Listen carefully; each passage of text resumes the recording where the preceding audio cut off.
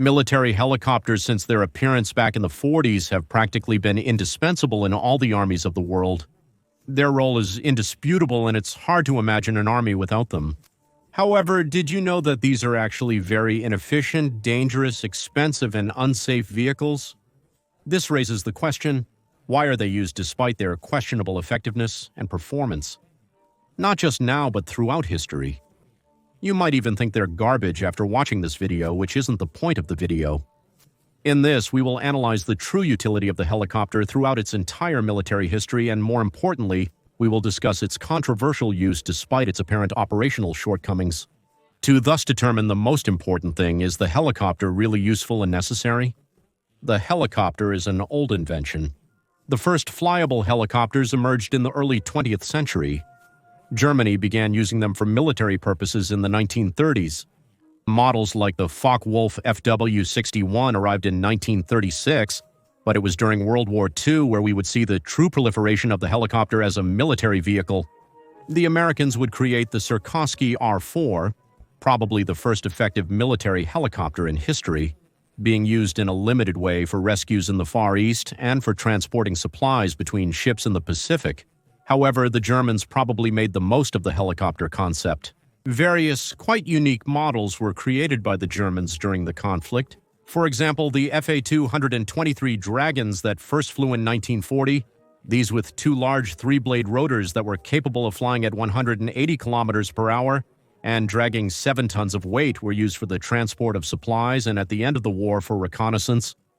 But probably among the large number of models built by the Germans, the most interesting was the Flettner 282 Hummingbird, which first flew in 1940 and had two large synchronized rotors that gave it the ability to fly at 150 kilometers per hour. With 170 kilometers of autonomy, these would be used to carry heavy objects between ships. But only 24 of these would be built out of the 1,000 that were planned, due to bombings at the Flettner factories. During the Soviet offensive in Berlin, a considerable number of these were seen defending the city, dropping 5-kilogram bombs on the infantry. However, they were easy prey for enemy fighters in the Second World War. The helicopter technology was in its infancy. They had a mediocre to inferior autonomy to 200 kilometers, and helicopters like the Sikorsky 4 were practically all-engine, having only 2 seats and no space to carry a cargo cabin. The German helicopters, on the other hand, did have cargo cabins and were more powerful. However, outside of their notable cargo capabilities, they suffered from little autonomy and a very high vulnerability, making most of the helicopters in the Second World War we have seen in secondary roles generally associated with the load of supplies. In the 60s, all this would change greatly with the emergence of the first attack helicopters in Vietnam. The dense jungle foliage made ground troop transport problematic. This role of troop transport was more than supplied by the Bell UH-1. Huey carrying troops with extreme speed and being able to deploy them anywhere. Even armed versions of the Huey would emerge to escort the latter. The UH-1 could supply transport roles, and with just a few modifications could become an attack helicopter. The United States loved the concept of the Huey, so towards the final stages of the conflict in Vietnam, it would create a specific helicopter for each attack and transport role. The AH-1 Cobra and CH-47 Chinook. The Chinook was created in 1962, but its use became more widespread towards the later stages of the conflict. In the 1960s, Soviet Union, the Mil-Me-8, the most produced helicopter in history, was created, similar to the UH-1. The iconic Mil-Me-24 Hind would also emerge, these being the most important helicopters of the 20th century. Even today, other iconic models like the AH-64 Apache or the Kamov K-52 Alligator could be considered the most modern helicopters in the world, both attack helicopters. Throughout the history of the helicopter, we can see certain patterns that can indicate their good and bad characteristics. The biggest advantages of helicopters can be summarized in 2 points. The first of them is the ability to land vertically. Vertical landing allows the helicopter to land anywhere flat without problems, unlike the plane that needs a fairly wide runway. In fact, many helicopters don't even need a space the size of the helicopter to land. CH-47. Chinooks can land on a cliff to allow the soldiers inside to disembark. They can also partially land on water without any type of flotation system. This has essentially made them perfect for quickly transporting personnel, as they are faster than armored personnel carriers and much more versatile. For example, a Chinook can fly at 4 times the speed of a BTR-80 and can also reach inaccessible areas that the BTR-S cannot. Another advantage is the hover flight. A helicopter can hover in one place thanks to its vertical rotor.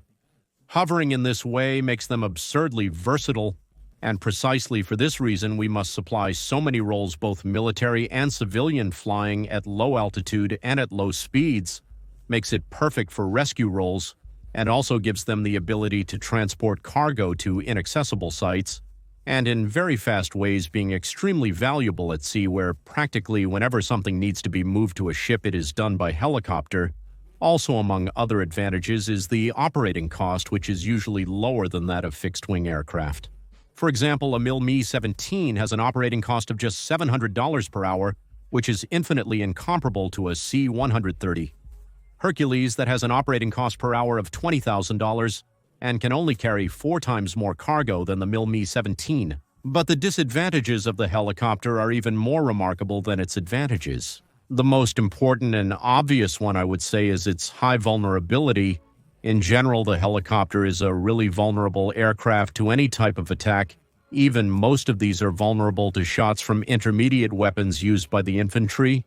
Due to its relatively low flight speed, and because these usually fly at very low altitude, the Mi-24 are considered as flying tanks for their thick armor and their wide range of weaponry. However, they can only withstand 50 caliber shots, limiting themselves to having considerable armor only in the crew cabin, so it is vulnerable to any type of heavy machine gun attack onwards. The United States lost more than 5,600 helicopters in combat in Vietnam. The model most affected for being the most used was the UH-1 Huey. More than 3,500 of these were shot down out of the 7,000 in total that served in the conflict, resulting in losses of approximately $21 billion just in UH-1 helicopters. So if you were a crew member of these, or a soldier, and you got on one regularly, you had a 50% chance of having experienced at least one shoot-down in your service. The good news is that only about 3,000 people died during the shoot-downs, so statistically it was very likely that you would survive if you were shot down. Having half of your helicopters in service fall is an unacceptable figure, especially considering that North Vietnam only lost between 150 and 170 planes and helicopters. We cannot attribute this absurd number of casualties to a poor design of the Huey, and much less are these figures that we can blame on the fact that the Vietnam War was over 60 years ago. In the current conflict in Ukraine, 50 Kamov-52 alligators have been lost out of the 120 that Russia had in stock at that time, which were supposed to be the most advanced helicopters in the world. Also 22 Mi, 8S, and 34 Mi. 24 Hinds, with similar figures being reported on the Ukrainian side. And after all these casualties, the use of helicopters in the conflict entering 2023 has been reduced to almost nothing, making the transport of troops to the front line done in armored personnel carriers, of which more have been lost, but they are much less expensive and have proven to be substantially safer. To be fair to the helicopter, the Americans throughout their stay in Afghanistan only lost 102 helicopters from their huge fleet, including 29 Chinooks, 16 Blackhawks, 11 AH, 64 Apaches, and well, they may sound like really high losses, but the Americans fought there for almost 20 years in a low-intensity conflict.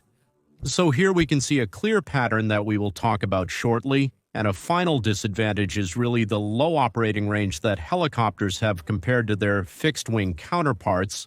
Helicopters usually have a really limited autonomy of a few hundred kilometers.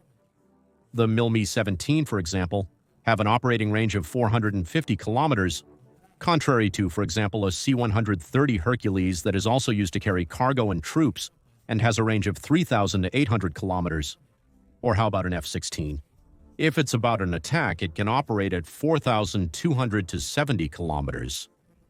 As a conclusion, we could say that the helicopter is already an obsolete vehicle for high-intensity modern warfare, As we can see in the historical downings of the always used helicopter in high-intensity conflicts, the downings tend to be really scandalous, contrary to low-intensity conflicts against enemies with minimal anti-aircraft defenses, as is the case of the American-Afghan conflict where, although numerous downings were produced, statistically it was very safe to use helicopters. Currently, in high-intensity conflicts like in Ukraine, we basically see that the helicopter is used mainly to transport cargo in a limited way, and troops far from the front, losing its role of attack and transport of troops to the front line. Armored vehicles are primarily used for attack and troop transport, which are less expensive and have proven to be substantially safer for the task. The use of helicopters in high-intensity conflicts is minimal, tending towards complete disuse in the future, and it is not a problem that seems to have just arisen with the increase in missile technologies. As we saw earlier, the vulnerability of the helicopter has been there since its inception in World War II and in Vietnam. Taking into account all these bad qualities of the helicopter, aircraft have been created that replace the role of the helicopter, having its advantages such as hovering flight and vertical landing, but without its disadvantages. We are talking about the B-22 Osprey, which is a tiltrotor aircraft, being a chimera between airplane and helicopter. The B-22 can take off vertically so that once in the air it moves its propellers to a horizontal position and thus begins flight as if it were an airplane with turboprop engines with a maximum speed of 565 kilometers per hour, more than double that of most helicopters, and having a range of 1,400 kilometers, quadrupling the range of most helicopters. It can even refuel in flight. Despite its advantages, the Osprey didn't quite fit due to its high unit cost, $115 million, which compared to the $35 million that a Chinook costs, makes the Ospreys look really expensive for what they offer. Also, due to various scandals related to reliability and numerous accidents, the Ospreys are now used in a limited way in the US and in Japan, although definitely, and I would say that this concept is the future and would be the definitive solution to all the problems of the helicopter. Tell me what you think. Thank you very much for watching this video and see you in the next one.